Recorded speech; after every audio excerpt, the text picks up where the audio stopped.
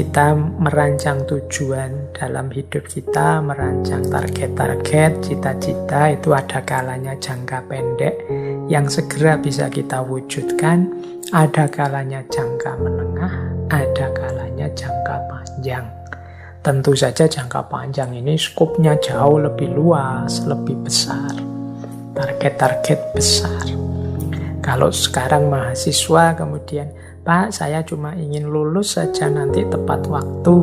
Nah, itu mungkin termasuk jangka pendek. Sekarang sudah semester 6 misalnya, lulus tepat waktu paling ya setahun setengah lagi pasti sudah bisa lah. Pak, saya ingin dapat istri yang solehah, saya ingin dapat istri yang bisa diajak kerja keras bareng-bareng misalnya. Ini mungkin semacam jangka menengah. Karena segera tidak bisa, ini butuh proses panjang, tapi juga tidak terlalu jauh. Sekarang teman-teman mungkin sudah lulus kuliah, sudah sedang cari-cari kerja, ya mungkin 2, 3, 4 tahun lagi terpenuhi lah. Nah, misalnya terus, Pak, saya itu ingin punya kerjaan mapan di perusahaan level internasional yang kemudian di situ saya bisa mengabdikan keilmuan saya dan nanti bisa berbuat sesuatu untuk negara saya, Indonesia misalnya. Itu kan mimpi besar. Yang semacam ini bisa kita sebut dream. Jadi ini skala-skala keinginan kita. Yang penting juga kita rumuskan, kita tetapkan. Dalam rangka apa? Membentuk diri kita. Kita itu kan terbentuk sesuai apa yang kita rancang dan apa yang kita wujudkan dari rancangan itu tentang diri kita. Nah, mimpi ya tetap akan jadi mimpi dan benar-benar akan berhenti sekedar mimpi kalau kita tidak menyambung mimpi itu dengan upaya-upaya untuk mewujudkannya. Maka ada istilah from dream to goals. Dari mimpi kita terjemahkan menjadi tujuan-tujuan hidup. Tujuan jangka pendek tadi, jangka menengah, juga jangka panjang. Nah, bagaimana sih cara kita untuk mewujudkan mimpi kita menjadi nyata dalam bentuk tujuan-tujuan yang konkret? Ini ada beberapa teori, beberapa konsep. Nah, ya tentu saja yang pertama syaratnya adalah kita tahu benar, paham benar mimpi kita itu apa. Seperti saya bilang tadi loh ya, banyak orang yang tidak punya mimpi, banyak orang yang tidak berani mimpi. Jadi mimpi saja tidak berani. Semoga teman-teman tidak termasuk orang yang semacam ini. Harus punya cita-cita, harus punya mimpi. Orang yang tidak punya cita-cita itu mungkin karena dia tidak mampu membaca dan memahami diri dan lingkungannya, atau mungkin dia terdistraksi oleh banyak hal lain yang tidak penting. Jadi, baik, beranilah mimpi. Ini pertama, syarat pertama. Ini tidak akan jadi kita lanjutkan kajiannya kalau teman-teman tidak memulai berani bermimpi. Kalau sudah punya mimpi, ya jangan diam. Harus berusaha lebih jauh untuk mewujudkannya. Langkah pertama apa? Ya tentu saja belajar. Nambah ilmu, mencari wawasan seluas-luasnya tentang bagaimana ihwal mimpi yang kita tetapkan tadi. Kalau mimpinya adalah kayak tadi, bekerja di perusahaan multinasional, perusahaan level internasional, atau cita-citanya mendirikan kampus sendiri, atau cita-citanya apalah mimpi-mimpi itu, kan kita harus belajar caranya, belajar isinya, belajar ikhwal mimpi kita tadi. Yang cita-citanya jadi menteri misalnya kan harus tahu tentang kementerian, harus tahu apa saja tugas, wewenang, tanggung jawabnya menteri, apa saja kualifikasi, kompetensi yang harus dimiliki seorang menteri, bekal apa saja yang diperlukan ke sana. Ini namanya pengetahuan. Jadi harus mau belajar lewat cara apa saja yang berkaitan dengan mimpinya. Nah, kalau sudah ngerti detail, dilanjutkan dengan membaca potensi diri, kekuatan-kekuatan, kelebihan-kelebihan, kekurangan-kekurangan yang kita miliki. Oh, kalau ingin jadi presiden, itu syaratnya harus ini, harus itu, harus tegas, harus menyayangi, harus tidak mudah terpengaruh, harus macam-macam. Nah, kalau aku gimana? Aku sudah punya itu apa belum? Kalau belum, gimana cara mewujudkannya? Kalau sudah, gimana cara menyuburkannya, cara mempertahankannya? Nah, ini namanya membaca dan mengembangkan potensi. Aku harus bisa apa ini? Agar mimpiku terwujud sejak sekarang. Jangan nunggu nanti. Jangan nunggu besok-besok aja Pak, saya masih muda. Ndak. Wong mimpi itu kan kita target ke depan. Semakin lambat kita memulai prosesnya, ya semakin jauh dia terwujudnya. Jadi ayo dimulai sejak sekarang. Sedikit demi sedikit kita lengkapi segala kemampuan, segala skill yang dibutuhkan untuk mewujudkan mimpi tadi. Jadi ini yang ketiga, kita perlu memupuk potensi diri. Ya berarti kalau tadi belajarnya, kalau ini mewujudkan dirinya sehingga kita layak untuk mendapatkan mimpi itu. Yang ketiga adalah relasi. Nah, relasi ini perlu juga mulai dibangun. Loh, untuk aku punya kompetensi itu, untuk aku bisa sampai ke sana, aku membutuhkan apa? Membutuhkan siapa saja? Butuh teman yang seperti apa? Butuh guru yang seperti apa? Butuh kolega yang seperti apa? Butuh mitra kerja yang seperti apa? Yang memudahkanku meraih mimpi-mimpiku. Ini namanya relasi. Jadi, tidak mungkin kan kita mewujudkan sesuatu itu sendirian. Bahkan termasuk hal yang sangat privat, misalnya kayak tasawuf dengan kholwat, uzlah, suluknya, kan tetap butuh guru, tetap butuh yang nuntun, bahkan kadang-kadang butuh teman yang sama-sama saling ikut membimbing. Jadi ini namanya relasi.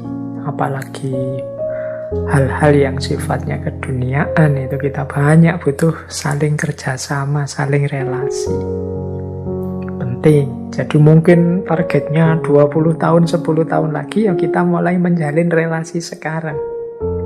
Wah, ini saya ini butuh orang yang ngerti hukum ini. Wah, mulai cari teman-teman yang ngerti tentang hukum.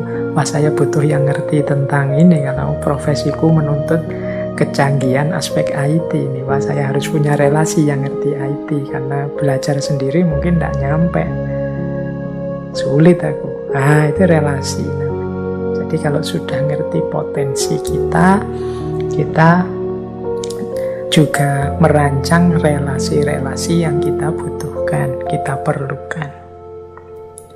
Kemudian destinasi. Destinasi itu tahap demi tahap, yang tujuan yang harus kita lewati. Ya, destinasi itu tujuannya. Oh, untuk bisa aku jadi nanti puncaknya presiden, itu kan pertama-tama aku harus misalnya sekarang ya jadi anggota partai. Setelah jadi anggota partai, atau ada sih jalur yang lain, jadi orang yang sangat berprestasi sehingga dilirik partai-partai. Nah, ini tak ambil yang mana dua jalur ini sesuai potensiku misalnya. sebelum ke sana harus punya pengalaman, mungkin jadi kepala-kepala daerah dulu lah untuk anunya.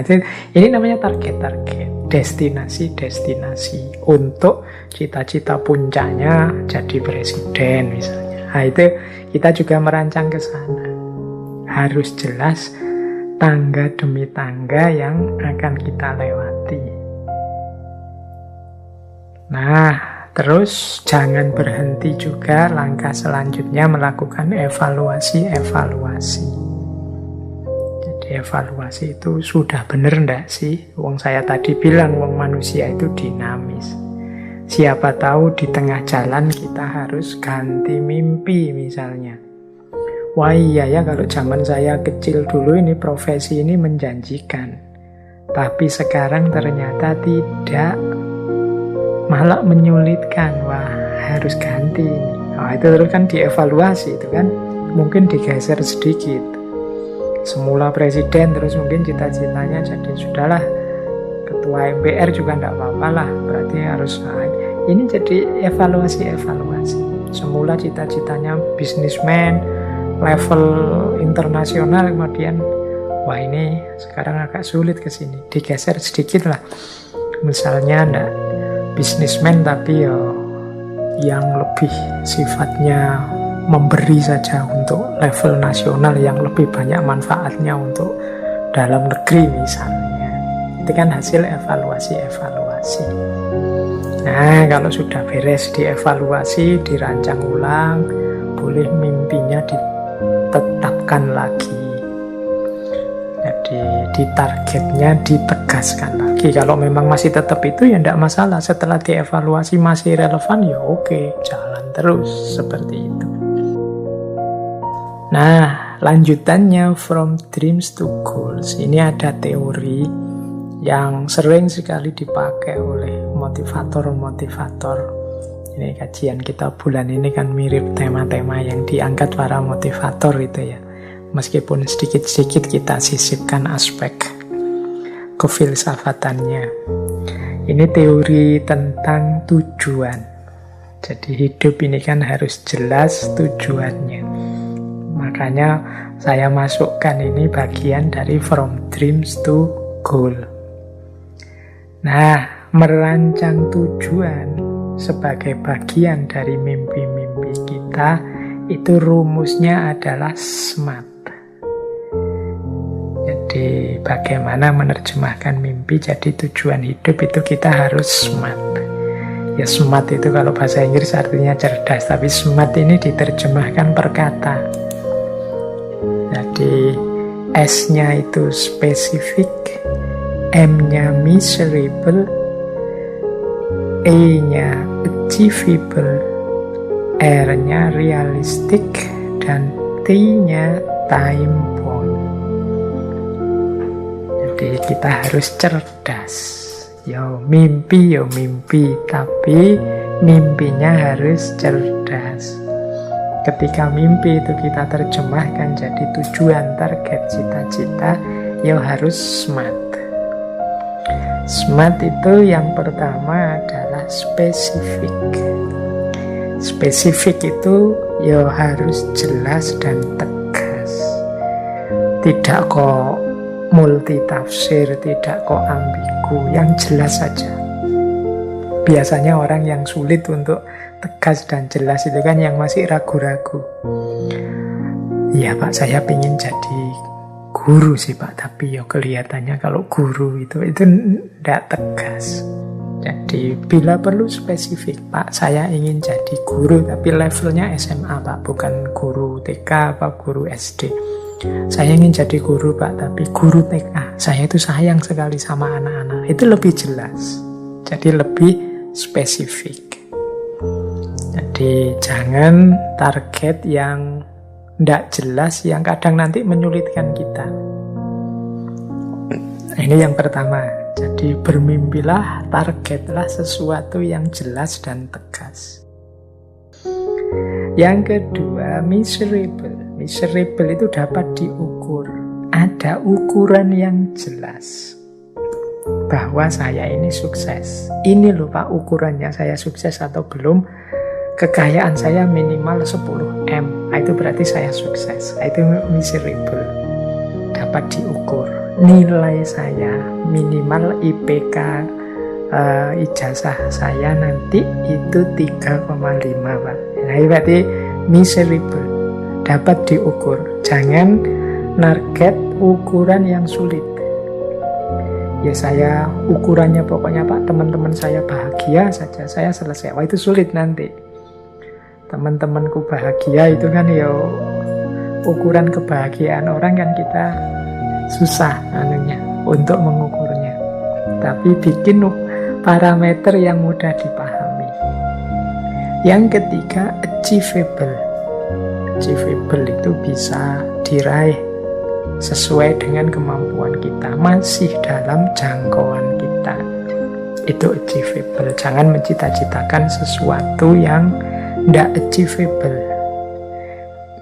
Misalnya, Pak, saya ingin 3 tahun lagi desa saya ini menjadi ibu kota Indonesia karena kemajuannya. Misalnya itu yang tidak achievable. Pak, saya ingin semoga 5 tahun lagi saya bisa bersaing di bursa pencalonan presiden misalnya. Nah sekarang kamu semester berapa? Semester 1 Pak. Yo, kelihatannya tidak achievable. Jadi achievable itu sesuai dengan kemampuan yang kita miliki, sehingga dia bisa diraih. Yang keempat, R, realistic, realistis. Ini lanjutannya achievable. Jadi nyambung dengan kenyataan. Jadi kalau achievable itu lebih banyak berhubungan dengan orangnya. Kalau ini ya bukan sesuatu yang tidak berhubungan dengan realitas. Jadi realistis. Ya realistis sajalah sesuai dengan situasi hari ini. Nah itu namanya realistis. Saya ingin jadi Perdana Menteri di Indonesia. Ya kelihatannya ya masih belum ada Perdana Menteri, wong sistem kita presidensial, tidak realistis. Saya ingin Indonesia ini hanya ada satu agama saja, semua agama yang lain silakan, tidak realistis. Sejak nenek moyang kita itu sudah Bhinneka Tunggal Ika, beragam, malah jadi kacau. Jadi smart, cerdaslah. Dan yang terakhir T itu time bound. Time bound itu punya batas waktu yang jelas. Jadi jangan menetapkan cita-cita yang sampai kapan saja Pak. Itu biasanya terus kita jadi malas. Coba ditarget dengan rentang waktu yang jelas. 20 tahun lagi Pak, saya ingin sudah jadi orang yang mapan secara ekonomi sehingga bisa membantu orang lain. Itu time bound. Jadi ada batas waktu yang jelas. Jadi ini tips-tips sebenarnya untuk kita bisa bermimpi secara lebih realistis sehingga mimpi itu bisa kita wujudkan biar tidak jadi mimpi belaka.